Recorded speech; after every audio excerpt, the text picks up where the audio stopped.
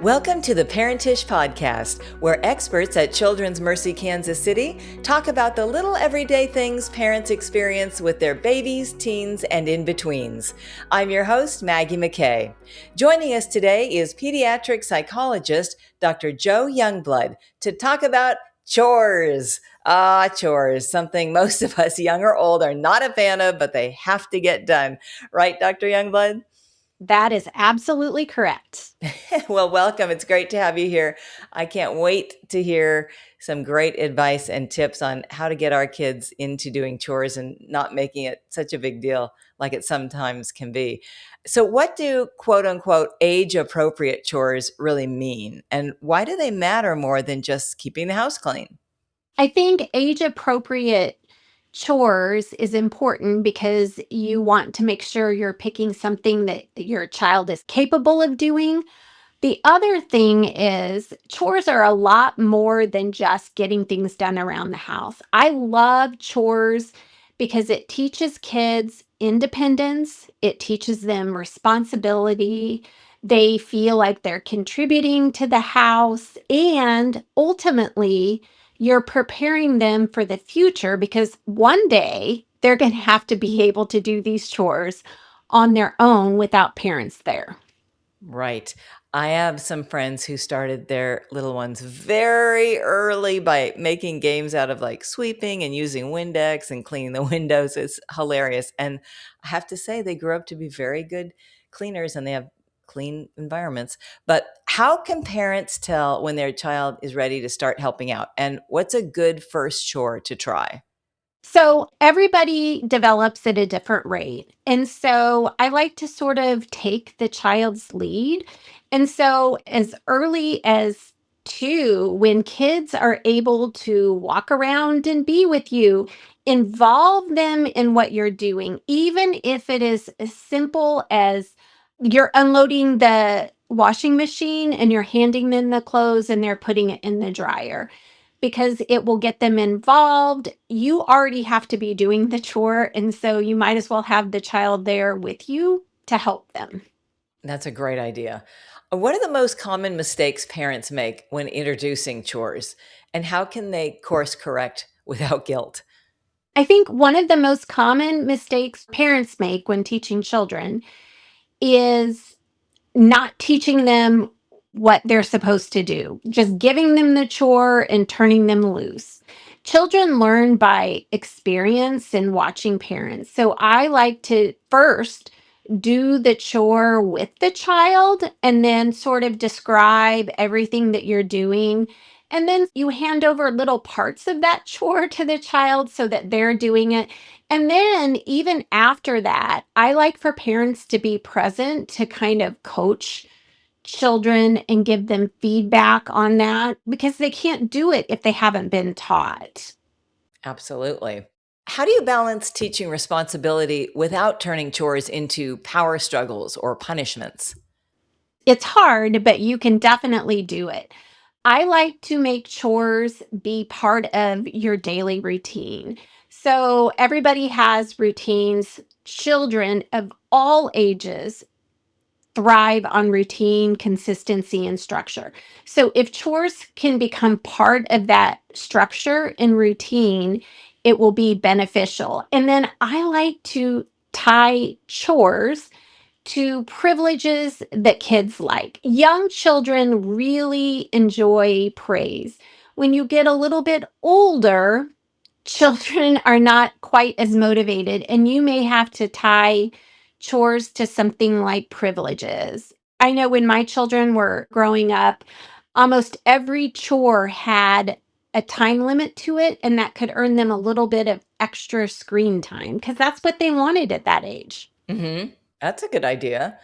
We had a chore chart. How do you feel about those? I love chore charts. I think they're great. They provide structure, they provide consistency. I like to rotate the chores around so that kids learn different things, especially if there's siblings involved. Some of my patients also really benefit from pictures. So, having a picture of the table on how you want the placemats or setting the table can really be helpful for young children that struggle with reading, pictures are great. What actually motivates kids at different ages? Allowances, praise, routines, or something else entirely? Or all of the above, depending on the age of the child. I always involve praise. Verbal praise helps no matter what the age of the child is. And young children are motivated by different things. Every child is motivated by something a little bit different. So, what I tell parents is watch the child to see what the child gravitates to and then use that as a reward or reinforcer. So, if it's a chore that you want done, you want to be that parent that says, yes, you can go outside to play as soon as the books are put back up on the shelf. So you want to say yes, and then you can help that child get the books put back on the shelf. As children get older, they're going to want tangible things, and children want money. And so rather than tying chores to screen time, you may want to give money. If children understand the concept of money, that can be very important as children grow up because sometimes they need money to buy things and they have no concept of how much money it takes to buy a coffee. Yeah. For parents feeling late to the game, what's the easiest, least overwhelming way to get started today? So it's never too late. I like for parents to start small. You pick one small chore and you do it with the child so that they learn what your expectations are, how to do it. Especially if the child is older, you may even have an index card with all the steps of the chore done so that they know what to do. And start small. Don't bite off more than you can chew because you want the kids to be successful and you don't want it to turn into a battle. So if you're adding one new expectation every week until you get to where you want to be, that's reasonable.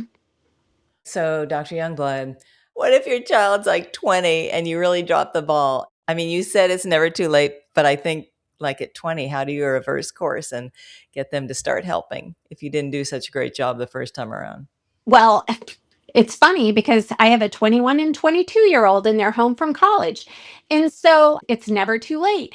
And you always find out on things that you could have done better, like even the laundry.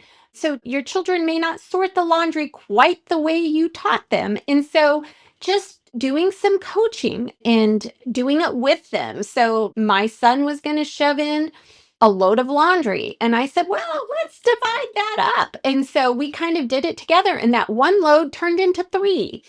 Older kids will understand the rationale. You don't want to wash reds with whites because those things may turn pink. Oh, that made sense to him. He doesn't want his white t shirts to turn pink. Oh, that's so funny. Anything in closing that you'd like to impart that you think is useful regarding chores? Yes, I think one thing that came to my attention, especially for people that are perfectionists, it's not necessary if your child is helping you do laundry per se and they're folding hand towels and they don't fold them exactly the same way.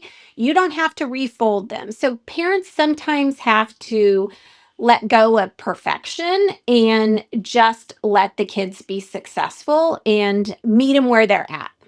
Great advice. Thank you so much. This has been so informative and helpful. We really appreciate you sharing your expertise. Thank you for having me. Absolutely. Again, that's Dr. Joe Youngblood. For more information, please visit childrensmercy.org/parentish. That concludes this episode of the Parentish podcast. For more parenting tips and tricks, visit us at parentish.org, where we help you celebrate the craziness and challenges of parenthood.